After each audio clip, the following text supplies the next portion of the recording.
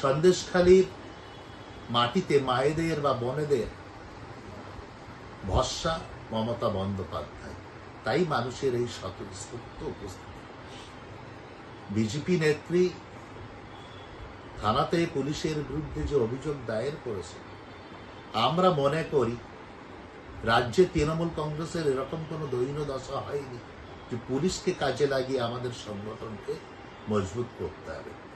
আসলে ভারতীয় জনতা পার্টি এদিনের মিটিং দেখে সন্ত্রস্ত এবং শঙ্কিত। তারা বুঝে গেছেন যে আগামী 2026-এ বিধানসভা নির্বাচনের প্রাকলগ্নে দাঁড়িয়ে এই জেলাতে একটি সিটেও তারা জয়লাভ করবেন।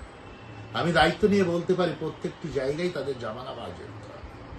তাই আবার নতুন করে তারা একটা চক্রান্ত বা প্লট তৈরি করার চেষ্টা করছে। মানুষ 2026-এর বিধানসভা নির্বাচনে নতুন করে প্রমাণ করিয়ে দেবে বাংলার মাটিতে বিজেপির কুৎসা এবং অপপ্রচারের বিরুদ্ধে একমাত্র ভাষ্য মমতা বন্দ্যোপাধ্যায়। এইটুকু।